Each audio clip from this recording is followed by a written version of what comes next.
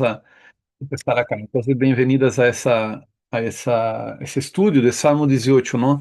150 salmos en 150 días, ese es nuestro reto. Ya estamos en el día 18, Salmo 18.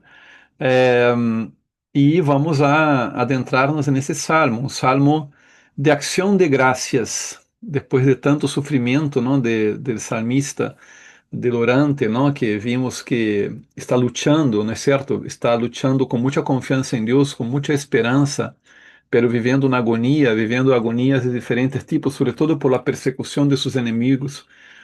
Y vimos muchos salmos en el cual él manifiesta su confianza filial en Dios, ¿no? Él se entrega a Dios. Y ahora viene la respuesta divina, ¿no? El Señor lo ha escuchado, el Señor le responde, el Señor le ha librado. Entonces es un salmo que nos va a tener, que va a tener todo un elemento importante que es el amor a Dios, ¿no? Él empieza diciendo, yo te amo, Yahvé, ¿no? Yo te amo, Señor. Eh, entonces, pensar, ¿no? Cuántas veces el Señor nos saca de situaciones de peligro, de enfermedad, de ruptura, de derrota en nuestra vida, ¿no? Y qué tan agradecidos somos. Ese es un salmo para agradecer. Vamos a iniciar entonces orando, ¿no? Pidiendo al Señor que nos dé entendimiento para adentrar en esta palabra suya con o espírito abierto. In nomine Patris et Filius et Spiritus Sancti. Amém. Pater omnium benedictionum, infunde super me gratiam Spiritus Sancti. Ut mens mea aperiatur ad intelligentiam sacrarum scripturarum, et ut interpretando eas cum auxilio eius, cor meum aperiatur ad veritatem et conversionem.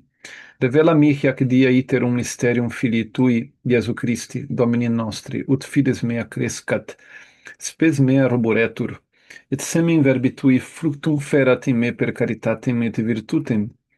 Per Iesum Christum Dominum nostrum. Amen. Iesu Domine misericordiae, in te confido, Maria, Virgo dolorosa, ora pro nobis. In nomine Patris et Filius et Spiritus Sancti. Amém. Salmo 18, que na numeração litúrgica lo vemos como Salmo 17, correto? Sempre um número a menos. Acção de graças depois da vitória. Esse vai ser um salmo largo, não? Vamos a ser hoje dia um pouco diferente de como hemos estado haciendo, não? Em ocasiões anteriores. Não vai dar para ser tão detalhistas. E esse salmo também implica uma contextualização histórica mais larga. Então, vamos a lerlo e depois vamos a relerlo desglossando esse salmo. Eu te amo, Senhor, tu eres mi fortaleza, Senhor, mi roca, mi alcázar, mi libertador, Dios mío, peña mía, refugio mío, escudo mío, mi fuerza salvadora, mi baluarte. Invoco al Senhor de minha alabanza, e quedo libre de mis enemigos. Me cercavam olas mortales, torrentes destrutores me aterraban, me envolvían las redes del abismo, me alcanzaban los lazos de la muerte. En el peligro invoqué al Señor, grité a mi Dios. Desde su templo Él escuchó mi voz, y mi grito llegó a sus oídos. Entonces tembló y retembló la tierra. Vacilaram los cimientos de los montes, sacudidos por su cólera. De su nariz se alzaba una humareda, de su boca un fuego voraz, y lanzaba carbones ardiendo. Inclinó el cielo y bajó con nubarrones debajo de sus pies. Volaba a caballo de un querubín cerniéndose sobre las alas del viento, envuelto en un manto de oscuridad. Como un toldo, lo rodeaban oscuro aguacero y nubes espesas. Al fulgor de su presencia, las nubes se deshicieron en granizo y centellas. Y el Señor tronaba desde el cielo. El Altísimo hacía oír su voz. Disparando sus saetas, los dispersaba y sus continuos relámpagos los enloquecían. El fondo del mar apareció y se vieron los cimientos del orbe, cuando tú, Señor, lanzaste un bramido con tu nariz resoplando de cólera. Desde el cielo alargó la mano y me agarró. Me sacó de las aguas caudalosas, me libró de un enemigo poderoso, de adversarios más fuertes que yo. Me acosaban el día funesto, pero el Señor fue mi apoyo. Me sacó a un lugar espacioso, me libró porque me amaba. El Señor retribuyó mi justicia, retribuyó la pureza de mis manos, porque seguí los caminos del Señor, y no me rebelé contra mi Dios, porque tuve presentes sus mandamientos, y no me aparté de sus preceptos. Le fui enteramente fiel, guardándome de toda culpa. El Señor retribuyó mi justicia, la pureza de mis manos en su presencia. Con el fiel tú eres fiel, con el íntegro tú eres íntegro, con el sincero tú eres sincero, con el astuto tú eres sagaz. Tú salvas al pueblo afligido y humillas los ojos soberbios. Señor, tú eres mi lámpara, Dios mío, tú alumbras mis tinieblas. Fiado en ti, me meto en la refriega, fiado en mi Dios asalto la muralla. Perfecto es el camino de Dios, acendrada es la promesa del Señor. Él es escudo para los que a Él se acogen. ¿Quién es Dios fuera del Señor? ¿Qué roca hay fuera de nuestro Dios? Dios me ciñe de valor y me enseña un camino perfecto. Él me da pies de siervo, me coloca en las alturas. Él adiestra mis manos para la guerra y mis brazos para tensar la ballesta. Me dejaste tu escudo protector, tu diestra me sostuvo, multiplicaste tus cuidados conmigo, ensanchaste el camino a mis pasos y no flaquearon mis tobillos. Yo perseguí al enemigo hasta alcanzarlo y no me volvía sin haberlo aniquilado. Los derroté y no pudieron rehacerse, cayeron bajo mis pies. Me ceñiste de valor para la lucha, doblegaste a los que me resistían, hiciste volver a la espalda a mis enemigos, rechazaste a mis adversarios. Pedían auxilio, pero nadie los salvaba. Gritaban al Señor, pero no les respondía. Los reduje a polvo que arrebataba el viento. Los pisoteaba como barro de las calles. Me libraste de las contiendas de mi pueblo, me hiciste cabeza de naciones. Un pueblo extraño fue mi vasallo. Los extranjeros me adulaban, me escuchaban y me obedecían. Los extranjeros palidecían y salían temblando de sus baluartes. Viva el Señor, bendita sea mi roca, sea ensalzado mi Dios y Salvador, el Dios que me dio el desquite y me sometió los pueblos, que me libró de mis enemigos, que me levantó sobre los que resistían y me salvó del hombre cruel. Por eso te daré gracias entre las naciones, Señor, y tañeré en honor de tu nombre. Tú diste gran victoria a tu rey, tuviste misericordia de tu ungido, de David y su linaje para siempre. Palabra de Dios, te alabamos, Señor. Ahí está el salmo, ¿no? Es un salmo de acción de gracias, de alabanza al Señor. Eh, a ver, hoy es de esos días en que nunca voy a repetir una clase igual que la otra, ¿no? Voy a hacer algo diferente a lo que hice en el primer encuentro. Probablemente lo haga diferente en el tercer encuentro también. Vamos no vamos a seguir paso a paso, ¿no? Vamos a hablar primeiro acá do contexto desse salmo, o contexto literário. É, como decía, hasta ahora el salmista estaba sufriendo y ese salmista está siendo considerado el rey David, ¿no? El rey David es el que está hablando en esos salmos, ¿no? Los salmos están como que ilustrando la vida de David. E esse salmo acá em concreto, ele inicia, vean, com o versículo 1, que não aparece em la versão litúrgica, pero que aparece aqui em las outras versões, não? Vamos aqui a Salmo 18, não? Salmo 18. La versión bíblica de nuestras Biblias no tiene un encabezado acá, ¿no? Una inscripción en el catálogo ahí de los Salmos que va a decir a maestro de coro, ¿no? Esa es una frase que ya sabemos, ¿no? Que tiene algún uso litúrgico de este salmo. Y dice, del siervo del Señor David, vea cómo ahora trata David, ¿no? David es siervo del Señor David, que dirigió al Señor las palabras del siguiente cántico. Cuando lo libró de la mano de todos sus enemigos y de la mano de Saúl. Correcto? Entonces acá menciona dos luchas que tuvo David. Primero menciona de todos sus enemigos y después de la mano de Saúl. Vamos a comenzar por la mano de Saúl, ¿no? Porque Saúl fue rey de Israel que persiguió a Davi quando Davi todavía não era rei. Davi era um soldado, era um capitão, ¿no? Del exército de Saúl, e que Saúl, por envidia, hasta meio por loucura, tratou de matar a Davi muitas vezes, o perseguiu. Foram anos em los quais Davi tuvo que estar huyendo frequentemente de rei Saúl, e os salmos anteriores traem esse drama, não? De Davi, que já era ungido por el profeta Samuel. Todo isso está no livro de Samuel, não? E então, uma vez que Davi, perdão, uma vez que Saúl muere, Saúl vai morir ao final do livro de Samuel, do primeiro livro de Samuel, e começa o segundo livro de Samuel, começa o reinado de Davi. E então Davi terá que lidiar com todos os inimigos de Israel. Isso, para entender melhor isto, vale a pena abrir aqui um atlas, não?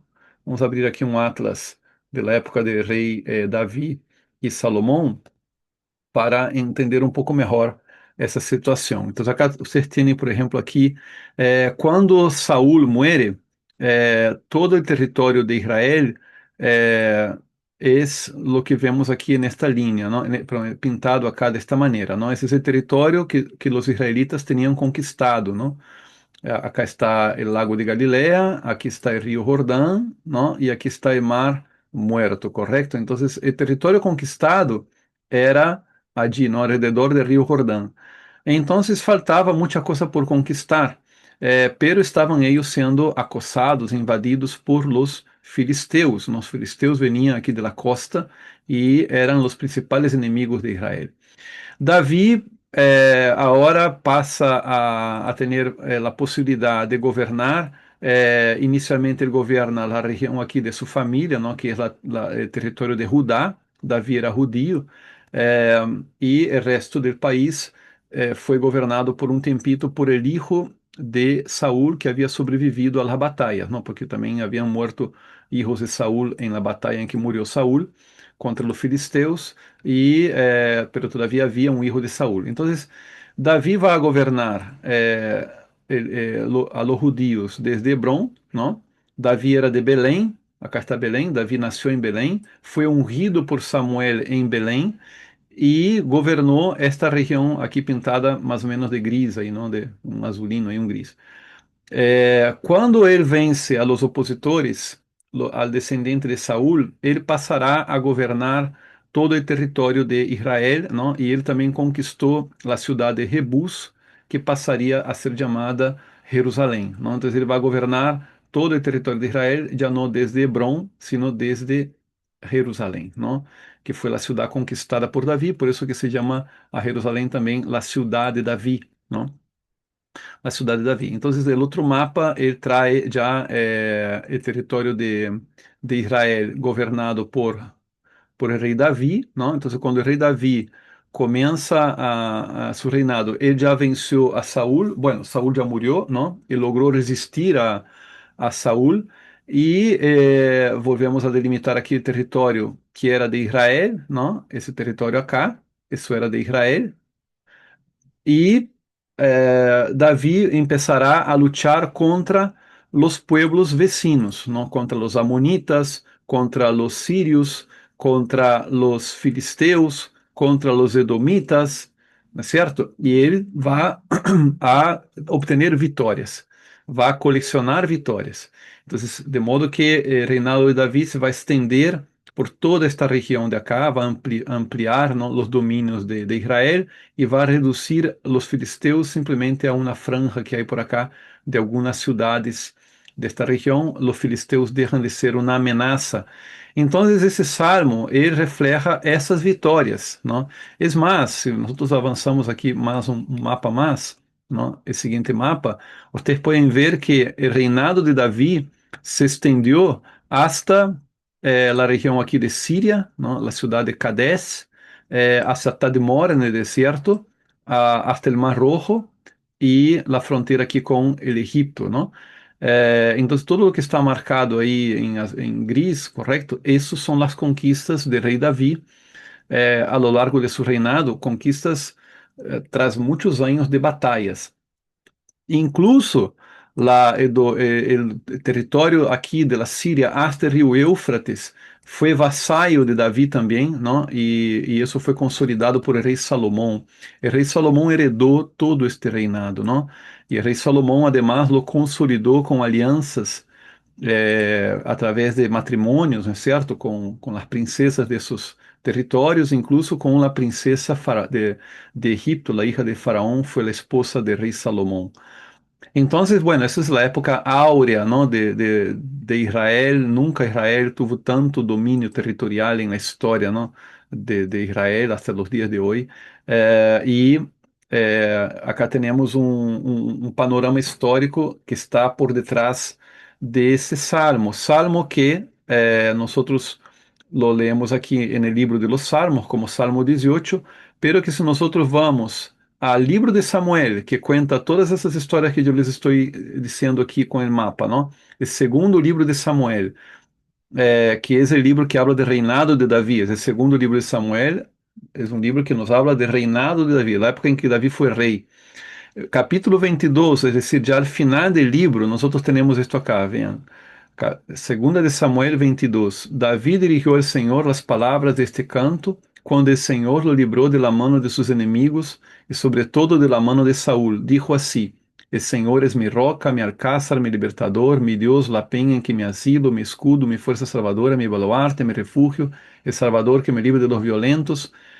Bueno, ese es el Salmo 18, ¿no? Acá ustedes tienen el Salmo 18 incrustado dentro del libro de Samuel, ¿no? Es el único caso de un salmo que hace parte también de otro libro de la Biblia en su integridad. De manera que queda una pregunta acá, ¿no? ¿Cuál es fuente de cuál, ¿no? Es el libro de Samuel la fuente del Salmo 18, es decir, el Salmo 18 él es una oración de rey David en el libro de Samuel y que después fue extraído del libro de Samuel e incorporado al libro de los Salmos, o lo contrario, o existía el Salmo 18 y el autor del libro de Samuel tomó el Salmo 18 y lo incrustó en el libro de Samuel como una oración de David. Es un debate sobre fuentes, ¿no? ¿Cuál es fuente de cuál? ¿El Salmo es fuente para el libro de Samuel o el libro de Samuel es fuente para el libro de los Salmos? Difícil saber.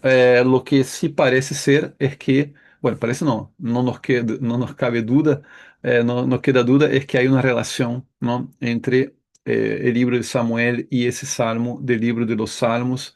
Entonces, en cuanto a contexto literario, ustedes ven ese parentesco, ¿no? Lo cual nos hace pensar que existia uma clara visão de los israelitas acerca de los salmos, sobretudo do livro 1, com relação à história de Davi, não? Então, isso é o contexto histórico e por isso que essas orações são tão vivas, não? São tão reais. Se vocês não leram o livro de Samuel, les invito a que lo lean, ¿no? Incluso aí vocês podem encontrar todas as situações que aqui no livro de los Salmos se habla, ¿no? de, de, de Davi, ¿no? Es la fuente de la historia del rey Davi, es el libro de Samuel, ¿no? Volvamos ao Salmo 18. É um salmo, por lo tanto, que tem este encabeçado, e é um salmo que é como vimos, ¿no? Também no livro de Samuel, ele inteiro ele é uma unidade literária, não é que tenha partes diferentes em sua origem, ele parece ser realmente uma composição muito antiga e única, correto? E que tem uma estrutura que nós vamos a desglosar agora em 10 momentos. Hacerlo aqui é um pouco difícil, eu para isso elaborei outro arquivo, não? Elaborei um arquivo acá que espero que possa servir, que aqui já está um pouco desglossado com os momentos, não? Temos uma letania inicial de ação de graças e declaração de amor a Deus, dice, eu te amo, Senhor, não? Ver que linda declaração de amor, assim começa este salmo, não? Dizendo, eu te amo, Senhor. E vá a calificar a Deus, vá a desplegar, não, esse amor a Deus em vários nombres que são fortaleza minha, mi roca, e acá mi roca, hay que entender a palavra roca. Você estava estudando agora um pouquinho antes da classe no dicionário hebreu, que é roca enquanto penha, não? Roca, a palavra tsur em hebreu, significa roca enquanto penha. Penha, donde está a fortaleza. Imaginem-se ustedes uma fortaleza em cima de uma roca, pero uma roca que é como uma penha, não? Eh, una pared de piedra, digamos así, ¿no? Una protección natural. ¿Han visto esos castillos que están encima de alguna montaña que es una, ¿no? Una gran roca, ¿no? Esa es la idea, ¿no? La roca protectora, ¿no? Eh, Mi fortaleza, também se diz mi baluarte em algumas traduções, não? Baluarte é em la muralla de uma fortaleza, às vezes vocês veem uma parte da muralla que é um pouco que se sale, não? Que sirve para a proteção da muralla, aí há guaridas, aí se ubicam los guerreros, ¿no? Para proteger la muralla. Entonces, baluarte también es una palabra usada en las traducciones. Mi peña, mi Dios, mi peña donde me refugio. Eh, o también roca en que me amparo, como comenté, ¿no? La idea de roca en cuanto a esta roca protectora. Mi escudo, ya hemos visto varias veces en salmos anteriores, el salmista llamando a Dios mi escudo, pero ahora gana una fuerza aún más grande, ¿no? O sea, ese escudo natural, es esa peña intransponível, difícil de, de, de destruir, ¿no? Fuerza de mi salvación, literalmente cuerno de mi salud, así aparece en hebreo, ¿no? Pero ese sentido de cuerno de mi salud, cuerno significa fuerza de mi salvación. Mi alcázar, ¿qué cosa es el alcázar? Alcázar es aquella ciudadela o palacio fortificado, ¿no? También se traduce como mi amparo. Es decir, el salmista se siente muy seguro junto a Deus. A Bíblia de Jerusalém traz además esta linha acá, ¿no? Mi Salvador que me salva de la violência, que também está no texto de Samuel. Se vocês se fijaram no texto de Samuel, aparece essa frase, ¿no? Mi Salvador que me salva de la violência. Então, esta é a sensação de alívio. Estou seguro, estou protegido com o Senhor, nada pode contra mim, não? Assim começa esse salmo. Vamos a ver como termina. Termina com uma alabança conclusiva, com uma coda messiânica. Que coisa é uma coda? É uma expressão de literatura, não? É um remate, é uma frase que remata, não? É remate, a coda.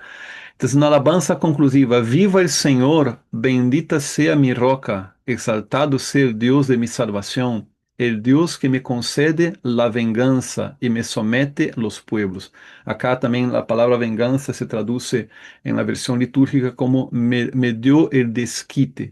La palabra venganza en el Antiguo Testamento es una palabra que tiene un sentido un tanto diferente de lo que solemos dar en nuestro día a día, ¿no? En nuestro día a para nosotros la venganza es algo horrible, ¿no? Es como que devolver el mal que alguien te ha hecho con el mismo mal, correcto. Solo que en el Antiguo Testamento es una palabra que podría ser traducida aún mejor, porque venganza en castellano yo considero que no es una palabra feliz por la connotación que tiene, porque en realidad lo que se está diciendo es vindicación, ¿no? Es el Dios vindicador. ¿Qué significa vindicar? Significa reclamar un derecho, ¿no? Es aquel que reclama un derecho. Vindicar, ¿no? Es reclamar un derecho. O también la palabra reivindicar, ¿no? Dios es quien reclama mi derecho. Es quien ejecuta el derecho que yo tengo. Entonces Dios vindicador, y la palabra en latín el verbo es vindicare, ¿no? El verbo vindicare significa eso, ¿no? Significa buscar el derecho, ¿no? Entonces ese sentido. Solo que vindicare se traduce al castellano como vengar. Entonces aparece Dios de la venganza, ¿no? Entonces no es una traducción feliz, porque traiciona un poco el sentido que tiene la palabra, ¿no? Pudiéramos decir, Dios que me concede la justicia, o que me concede el derecho, ¿correcto? O que vindica mi derecho, ¿no? Y me somete a los pueblos. Bueno, tú me libras de mis enemigos, me exaltas sobre mis agresores, me rescatas del hombre violento. E mais abaixo dice, Él hace grande las victorias del rey. Correcto? Então, isso era o sofrimento, não é certo? Que estávamos vendo nos salmos anteriores, ele se sentia oprimido, ele se sentia ameaçado, vítima de violências. Ele agora experimenta que o Senhor lhe ha librado de tudo isto e lhe ha dado vitórias. Por isso, Senhor, te alabaré entre las gentes, entre los pueblos, e cantaré em honor de tu nombre.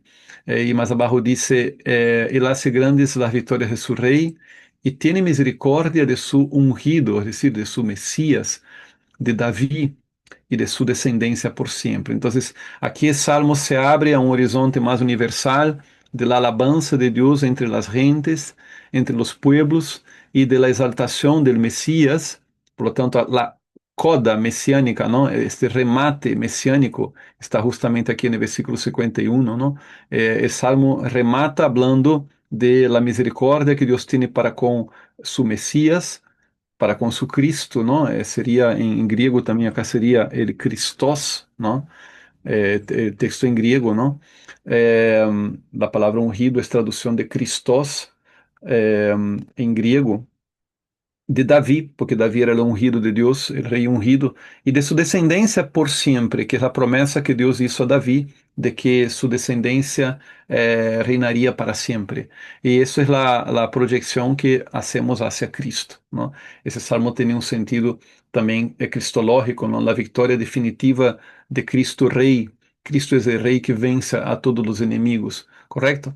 Então, vimos como inicia e como comienza el salmo un marco de mucha acción de gracias, de mucha alabanza. Ahora, en el cuerpo del contenido del salmo, ¿no? Digamos, el cuadro que el salmo pinta es la experiencia del rey. Es toda vamos a poner así, la jornada del rey, ¿no? Lo que el rey vivió. Vamos a separar a jornada de rei em algumas partes, não? A primeira parte sobre como o Senhor lo escucha, dos versículos 4 al versículo 7.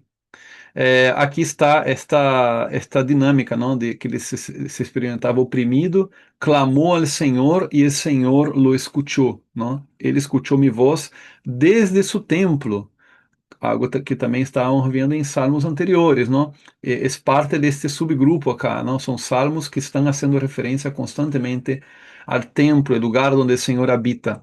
É, Voy a saltar acá los versículos 8 y del 8 al 16 para ver la segunda parte de esa jornada de rey, que trata sobre cómo el Señor lo libra. El Señor lo escuchó y el Señor lo libró. Él extendió su mano y me agarró, ¿no? Es la experiencia del salmista, ¿no? Es como si lo hubiera sacado de las aguas profundas. Él se estaba ahogando, ¿no? Ele estava debaixo del lago, nas águas profundas. O Senhor estendió su mano desde as alturas, me agarrou en el fondo del océano e me sacou de las águas profundas. Eu estava ahogado, estava perdendo o aire, me estava muriendo, não? Ele me librou del inimigo poderoso, de adversários mais fortes que eu. O Senhor foi meu apoio en el dia de la desgracia, não? Me librou porque me amava. Mira que bonito, não? Senhor, eu te amo, porque eu experimento que tu me amas. Aí outra interrupção acá, não? Outro interlúdio. Vamos a saltar esse interlúdio para ir à terceira parte da jornada de rei, aqui nos versículos 29 e 30, sobre como o Senhor lo fortalece. Essa parte 3, em realidade, se estende muito mais, não? Aqui continua, e é também interrompida por uma meditação acá que se interpola, uma meditação sobre a lei, pero essa parte acá da jornada de rei é sobre como o Senhor lo fortalece. O Senhor é sua lâmpada, o Senhor é sua luz. Contigo sou capaz de atacar um exército. Com mi Deus sou capaz de assaltar uma muralha. Mira como ele se experimenta encorajado, não? Lleno de valor, fortalecido, empoderado. E isso sigue aqui, não? Em los versículos 33 e seguintes. O Senhor como que lo arma e lo entrena. Lo arma de valor, lhe dá pés de servo, adestra suas manos para o combate, seus braços para tensar la ballesta. le pone um escudo, o Senhor como que lo vai vestindo o rei, não? O Senhor lo vai cuidando, o Senhor cuida o caminho de rei para que ele não tropiece. E aí vem uma quarta parte sobre como o Senhor lhe dá a vitória. E aqui praticamente é uma narração, é como se o texto nos pusiera dentro do campo de batalha. Uno lê isto e parece que está dentro de la batalha, não? Como ele vai narrando a luta, mas ele não está lutando solo, ele está lutando junto com o Senhor. O Senhor atua e ele também atua, o Senhor obra e ele coopera. Essa dinâmica, não? De que quem se esforça, o Senhor vai junto contigo e ele te acompanha e ele te dá uma força aún mais grande até que ele vence, não? Ele alcança a vitória sobre os inimigos que são os estrangeiros. Então, aí entra aquele contexto histórico que eu les comentei, não? A vitória de Davi sobre os estrangeiros. E essa é a jornada do rei, de la opressão a la soberania, não? A la vitória. Agora, vean, ele não, em nenhum momento estuvo solo, não? Em todo momento ele dependeu de Deus. Em todo momento, Deus estuvo com ele. Desde que ele clamava, o Senhor o escutou, até o momento em que lutou e venceu. Isso é o que caracteriza o rei Davi. O rei Davi é paradigma de los reis de Israel. ¿Por quê? Porque ele é um rei que sempre está junto a Yahvé, junto al Senhor, não? Isso é o que se vê como paradigma de rei. O rei que reina pero permitiendo que Yahvé reine sobre ele, ¿no? Que lo gobierne, que sea quien dicte los caminos de su vida. Y por eso este salmo tiene esas interrupciones, ¿no? Que yo salté aquí, pero hay que mirarlas, ¿no? La primera interrupción de esta jornada de rey es una meditación sobre la teofanía de la salvación. ¿Qué es la teofanía? Teofanía es la manifestación de Dios a través de símbolos, especificamente los fenómenos naturales. Entonces acá del versículo 8 hasta el versículo 16, nosotros vamos a leer aquí, ¿no? Todas aquellas manifestaciones divinas a través de la nube, del fuego, de los relámpagos, de los rayos, que nosotros leemos allá en el Éxodo. Esto acá evoca el Éxodo, ¿no? Lo que Dios hizo para sacar a Israel de Egipto. Incluso acá hay una frase que hace pensar claramente en el Éxodo, ¿no? Que es eh, quando disse: Entonces apareceram los lechos de agua e se descubrieron los cimientos del orbe, ¿no? Que es como que se abrió el mar, ¿no? Y también en el Éxodo está la teofanía de Dios en el monte Sinaí, cuando Moisés acampó con el pueblo de Israel a los pies del monte Sinaí. Essas figuras aqui são as clássicas figuras de la teofanía, ¿no? De las manifestaciones divinas, el fuego, la nube, coisa que sigue hasta o Nuevo Testamento também, né, esses símbolos. Então, assim, toda a força é de Deus. Deus é todo-poderoso, correto? Esse é o Deus que acompanha al rei. Depois, a outra meditação que interrompe aqui a jornada do rei é sobre a justiça. É decir, por que Deus está acompanhando al rei? Porque o rei buscou a justiça, porque o rei buscou seguir a lei, buscou seguir os caminhos de Deus. Vai haver aqui outra reflexão, não? Sobre a lei também nos versículos 31 e 32. Então, no coração do Salmo está isso, não? Que o rei deve seguir a lei. E é através da lei que Deus reina, não? Como Deus reina em nossas vidas? Por sua palavra. E na medida em que sua palavra se vuelve critério para mis pensamentos, mis decisões e mis ações, Deus está reinando em minha vida. E isso é a essência da teocracia. Que significa teocracia? Reinado de Deus. Teocracia não é o que a gente anda dizendo por aí, no, por exemplo, Irã. Não, Irã não é um país teocrático. Não, Irã não é um país teocrático. Irã é um país hierocrático. ¿Por quê? Porque não é Deus quem governa. Quem governa são os líderes espirituais, os sacerdotes, são seres humanos que governam, não? Então, se hierocracia seria o nome mais adequado. Pero às vezes a pessoa diz, ah, isso é uma teocracia. Não, não, não, não. Teocracia é quando Deus governa. E Deus não governa sino por seu poder divino, não é certo? E por la palavra. y la medida en que el hombre acoge el gobierno de Dios, el reino de Dios. E esse tema da teocracia é o grande tema, não, do Antigo Testamento e do Novo, porque a teocracia foi buscada, não, por Samuel, e se frustrou um pouco com o tema da monarquia, pero se ganhou uma nova forma quando surge a promessa messiânica, porque é Cristo quem vai trazer o reino a los homens. Então, esse é um pouquinho do salmo de hoje, não? Creio que logrei explicar de maneira genérica e é um salmo largo e com isso nos quedamos, porque já se acabou o tempo, não? Então, vou deixar a pergunta para a reflexão. Alabado seja nosso Senhor Jesucristo e que esse salmo nos ajude a dar graças e manifestar nosso amor a Deus. Ok? Isso seria. Que maravilha, hemos terminado. Hasta amanhã com o Salmo 19, que dá continuidade a todo esto. Ok? Muito bem. Boa jornada para vocês. Nos vemos. Tchau, tchau.